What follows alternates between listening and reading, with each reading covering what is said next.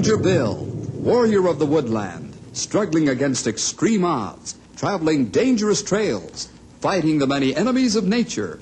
This is the job of the guardian of the forest, Ranger Bill. Pouring rain, freezing cold, blistering heat, snow, floods, bears, rattlesnakes, mountain lions. Yes, all this in exchange for the satisfaction and pride of a job well done.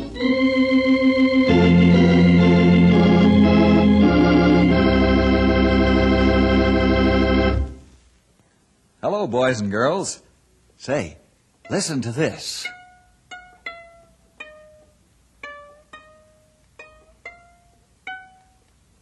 You hear that music? Sure isn't much like what we call music, is it?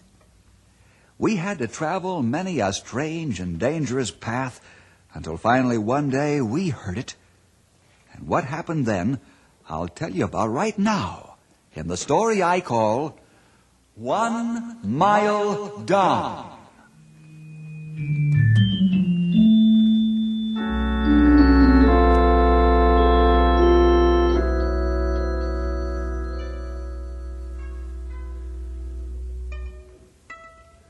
Hey, Secretary? Sire? Is this the day? This is the day, sire. Have you kept count? Each time the sand clock has run out, I have placed one small pebble in the clay bowl. I have counted carefully.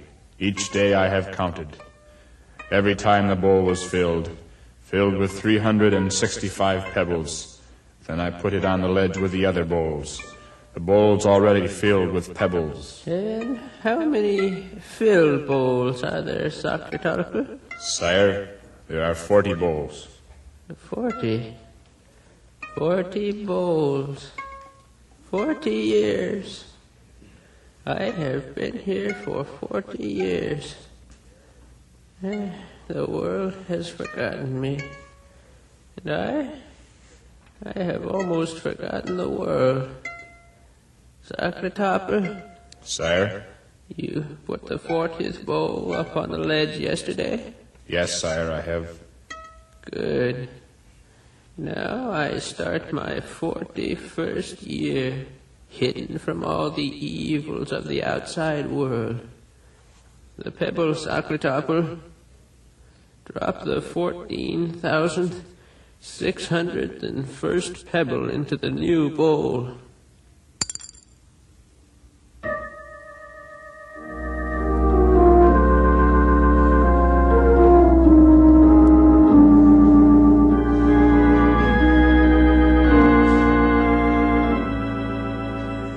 Want to hear radio, Bill? News report be about over by now, Grey Wolf. Turn it on, though. I like to compare their weather reports with ours. Of course, recent rains have kept the forest fire hazard as a minimum. Campers and hikers are urged to take the usual precautions. And that about winds us up for the day, except for one final item. Old-timers will recall the Great Green Tree mystery.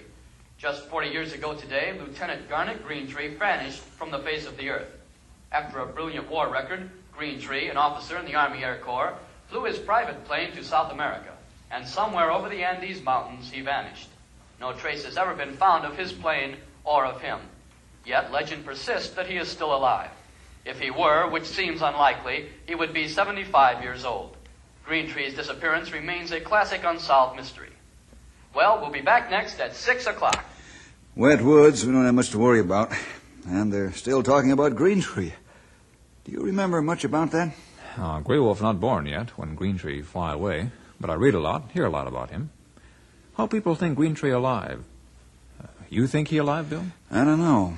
Funny thing, though, I do know his family. They have their home not too far from here. Just nieces and nephews left now, of course. Why Greentree go to Andes in first place? Goodness knows. He was bitter, disillusioned, so they said. Then the war, World War I, made him aware of the cruelty and avarice of some men, and apparently he flew off to South America after it was over in an effort to get away, to forget. His family has never given up hope, though. They still think that... What are you thinking about? Greentree. Bill, you remember 2-3 years ago, you make trip to South America. Peru. You study erosion control and give advice to Peruvian government. Oh, sure, but what is that? You bring back souvenirs. Grateful government men give. Old Spanish coins, arrowheads, Even tiny medallion of pure gold. Oh, yes, I remember. That medallion was supposed to be very old, probably back as far as Montezuma's time. Well, you still have that stuff? Oh, sure. It's around here someplace. I think in one of these desk drawers. Here it is. Not a very big package at that. Here, I'll open it up. There you are. Good. Let's see. Arrowheads, old Spanish coins, and the Aztec medallion. That's it, all right. But what's that got to do with... It would look like head of Indian on one side. On the other side... Yeah. On the other side, it's this not Montezuma medallion. This modern medallion. On the reverse side, stamped deep into the metal, crude and rough, but plain as day, 2 initials. Yes, the initials GG.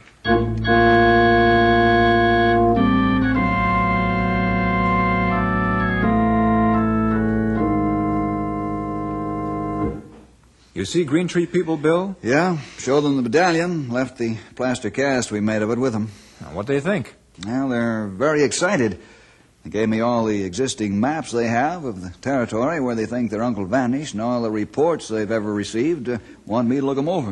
Look like plenty to read. Yeah, this is the first clue, the first real clue they've ever found. Might mean a great deal. Or what? It might mean nothing. We can't tell. Not yet. Yet? Grey Wolf, the Green Tree family want me, us that is, to go down to South America and see what we can find out. We go? We'll have to think it over. I'd want both of us to study all this background material first. Then, well, I have a full month's vacation due, and, well, who knows? Maybe this is a clue that might lead to actual information about Green Tree. We go whenever you say. Say, that gives me the idea for a tune. I'll call it Way Down South in the Andes Mountains, where they have them sparkling fountains. Here, listen.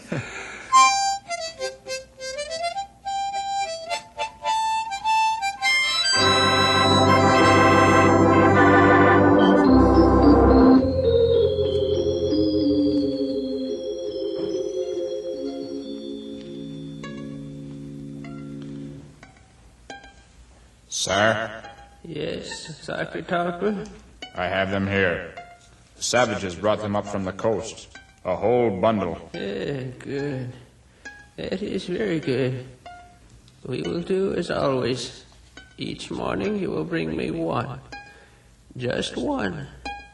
From the top of the pile. I understand. Each morning. Just one now. In this way I find out everything that is happening in the world, where I remain out of the world. In this way I know all about them. They know nothing whatsoever about me. Move the lamp a little closer. Yeah. That's it. Now trim the wick. There. Now, hand me the first one from the top of the pile.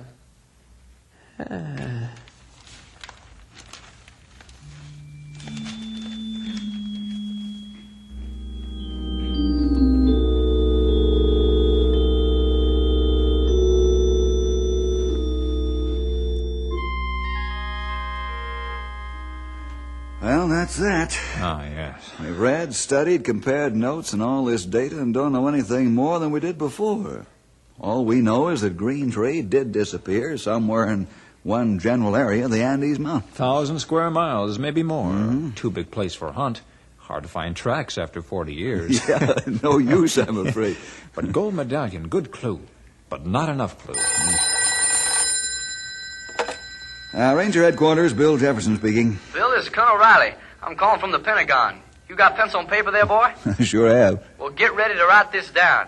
We check on that plastic cast of that medallion with the initials GG, but didn't turn up anything new on that man Green Tree. Well, neither did we out here, Colonel. But the case has never been marked closed. He's still listed as missing by the Air Force. But get this, boy. Yeah, I'm listening. We released the story of the medallion to the newspapers in hope that it might catch somebody's eye. Brother, it did. What? Yes, sir. You know the New York Blade? Sure, the largest circulation in the world. Well, some little old lady in their mailing department read the item about the medallion. Seems they send the subscriptions to their papers all over the whole world. Nothing unusual about that. But more years than she can remember, they've been sending an annual subscription to some fella down in Peru. Some fella with a Spanish name. Nothing unusual about that. Of course not, boy, but listen to this. Those subscriptions have been paid for with those little gold medallions. What? The Blade takes them to the bank, turns them into our money, and credits this South American's account with them. Boy, I've been to that bank, and they still have a few of them unconverted medallions. And did they... You bet they did. Each stamp with the initials GG.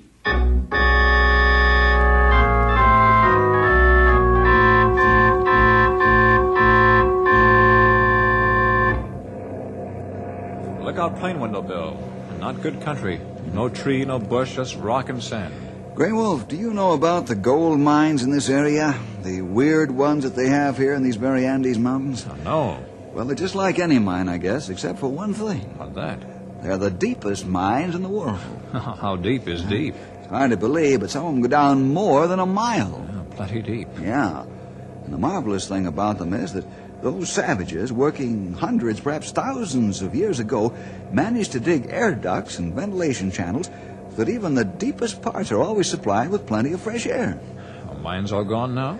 Most of them. The ruins of some can be found here and there. Look like plane turning. I think we ought to be on the ground before long. Green Tree nephews must want you find their uncle real bad. Pay all your expenses down here. Of course, when the Air Force found out I was thinking of going, they arranged for a leave of absence for me, so this trip doesn't even count as my vacation. Well, you think we find Green Tree? Well, your guess is as good as mine. As you said, a 40-year-old trail is going to be hard to follow, but we can try.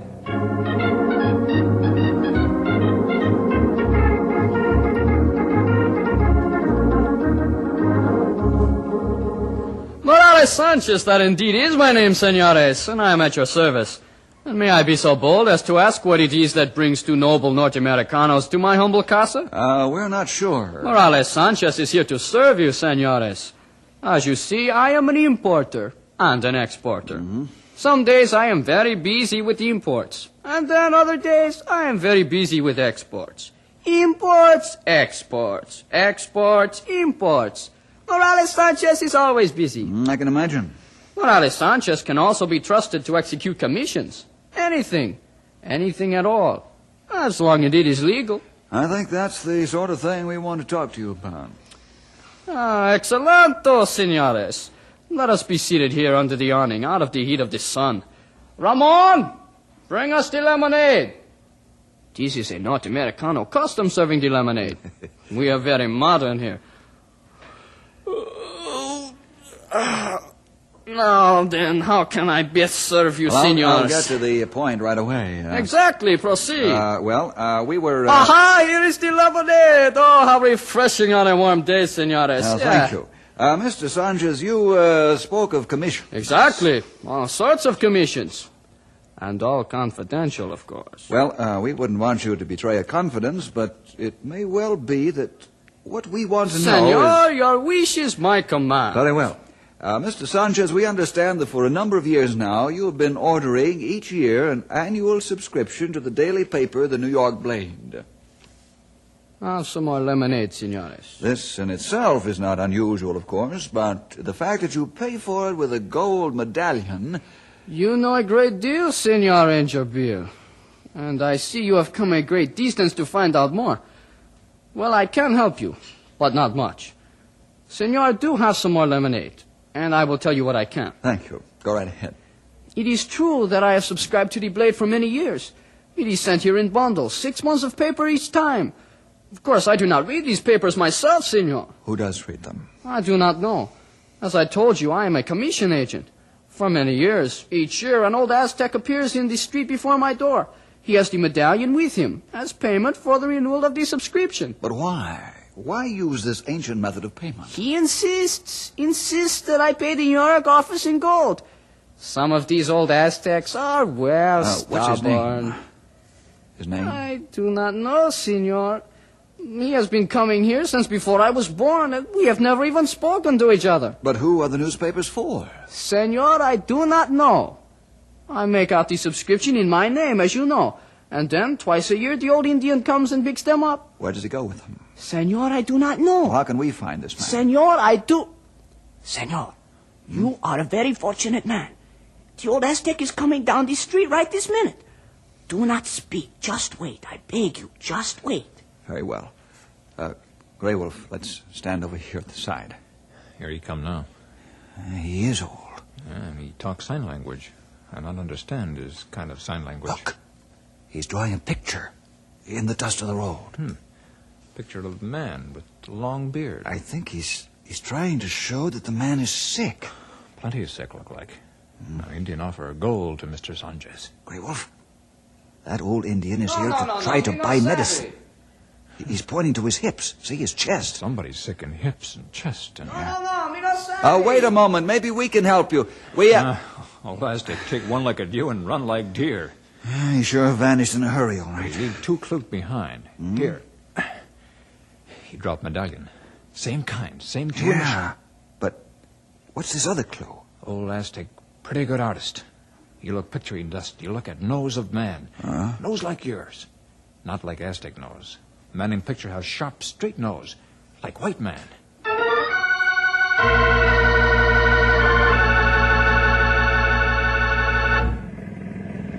You smart man, Bill. Figure out this move. Not smart, Grey Wolf, just deduction.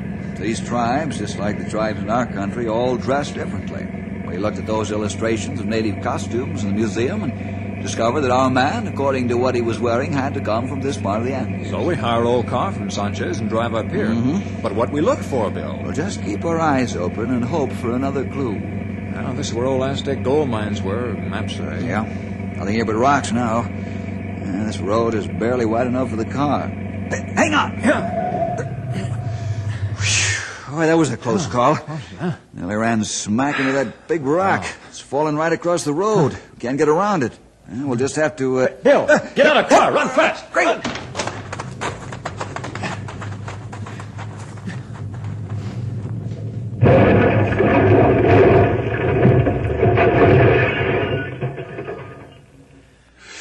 That second rock came rolling down the mountainside and hit our car and flattened it. We get out just in time. 2 accidents in a row. Bill, come over here. Take a good look. Each rock have crowbar marks in it. Oh, yeah. Each rock's not accident. Somebody pry first rock in the road to stop car. Then pry second rock loose to make it land on us. Bill, you know what? What? Somebody not want us here.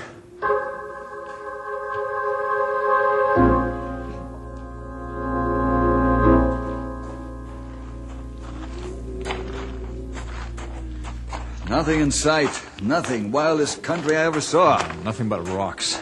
No grass, no bush, not even birds. No traces of people. No tracks. Never any track in windy, rocky place like this. No use, I guess. Suppose we might as well... Hey, something's moving up ahead there. Yeah. Don't look like a bird, maybe. Just an old piece of newspaper. Newspaper? What's a newspaper doing up here? Here, Bill. Look. Page from the New York Blade. Only a month old. And here in the top of the trackless Andes Mountains. Well, who do you think this paper belonged to, Bill? I think the same as you do. Let's keep on pushing. How long we keep looking? Can't keep this up forever, that's for sure. I'll tell you what. Let's sit down and rest for a while. Sure. Big flat rock here. A good place to sit. Chance to rest our feet. Not rest long, though. Why not? Take a better look at rock. See here. And there. Yeah? And over there. Grey Wolf, you have sharp eyes. This rock has been cut and trimmed with some sort of an instrument. I have an idea. Yeah. Get a hold of that edge over there, will you? Grey Wolf, have good grip. Now, heave. It's no use. Wait a minute.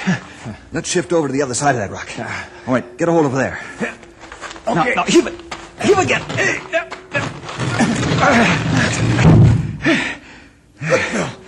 A tunnel. I thought so. That rock swung open just exactly like a trap door.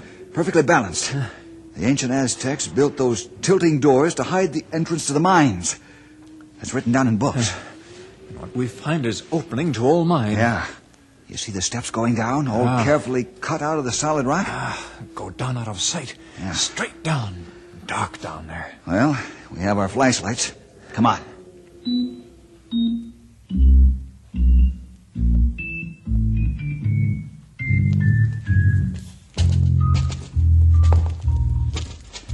Steps never end, seem like. Each step perfectly made, perfectly fitted, without modern cutting tools, without any cement or binder. Go down and down. I've kept count. Each step is almost exactly a foot high. That means, according to the number we've come down, we're more than a half mile underground. Look, passageway. A side tunnel leading off to the right. Wait a minute. Nothing. You see the dust on the floor. Hasn't been disturbed in 100 years. Dust on the floor of side tunnel not disturbed, but no dust on steps. That's right. We go down more. Yeah. A little shelving wall. Bundles in it. Bundles? Put like this way. Bundles of newspapers. Each neatly tied up with fiber. Hand me one, Grable. Here. This one is a whole stack of New York Blades for the year 1922.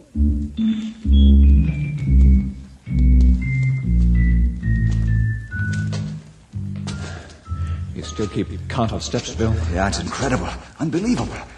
Grey Wolf, we're more than 1 mile down. Very fresh. Yeah. End of steps. We reach bottom of mine. 1 mile down. Look like we in big room. Flash your light around.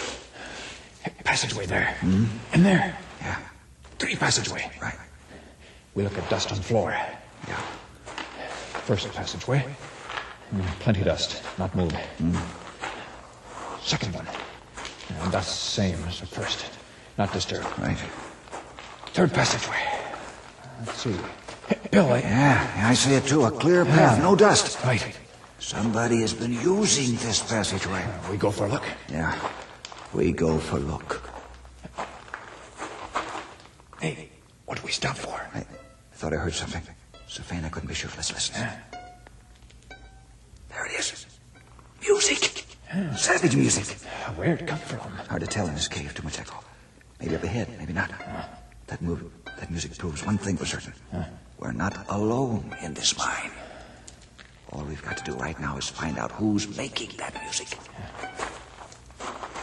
Hey, music stopped. Yeah. Makes me wonder. Makes me wonder if they've heard us. If they know we're here. Hey, like end of tunnel. You're right.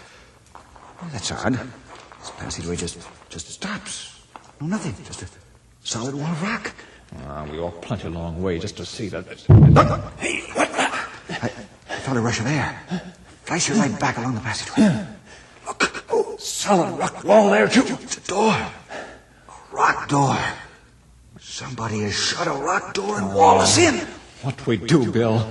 We haven't a single tool of any sort. I can't budge that stone door with my fists. Wait.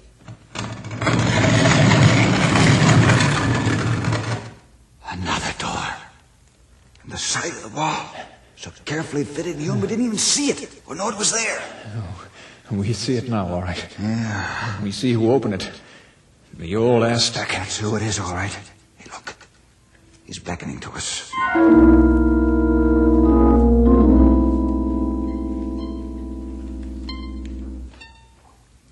Grey Wolf, look. Yeah. Stretched out on that stone bench. Long beard and all, just like the drawing in the dust. A white man. That Indian is motioning us to be quiet. White man dead. No, he's breathing. But I don't think that... Sire. Yes. Thank you, Sakratopper.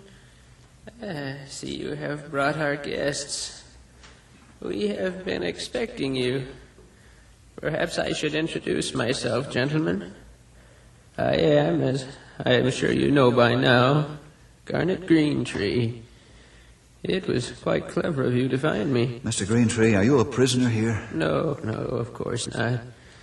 40 years ago, my plane crashed, and the natives, remnant of a once great tribe, brought me into this mine. And here I have found peace, joy, escape. Here I have stayed by choice, underground for 40 years. The plane. As soon as I decided I'd found a way to hide from the evil in the world, I had the tribe take the plane apart and conceal it in the mine. I've been here ever since.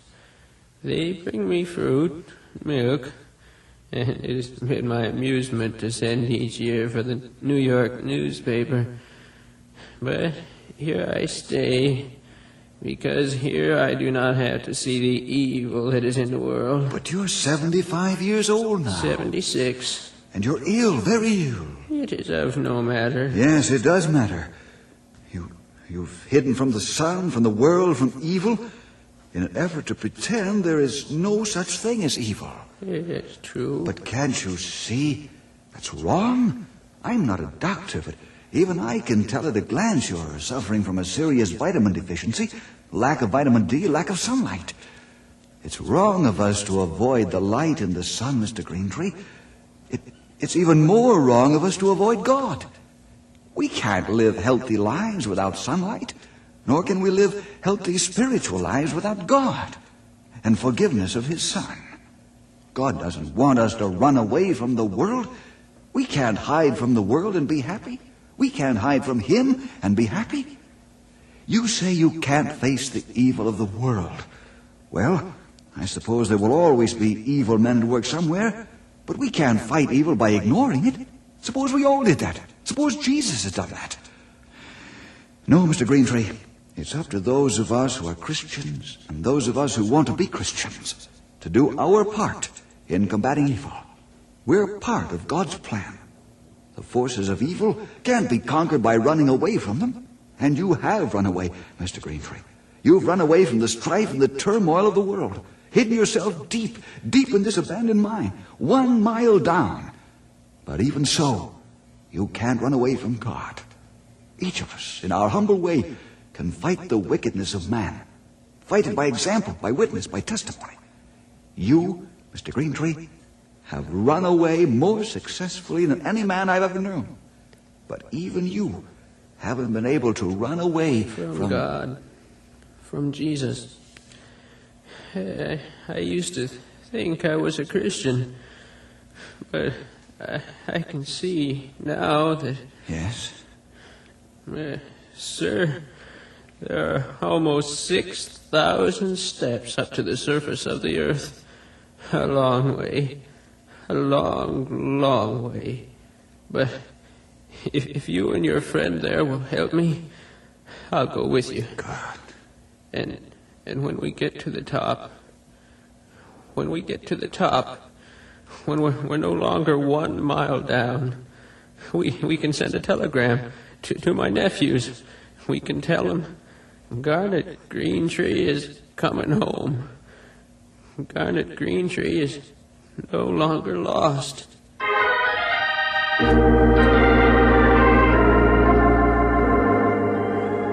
Well, see you next week for more adventure with...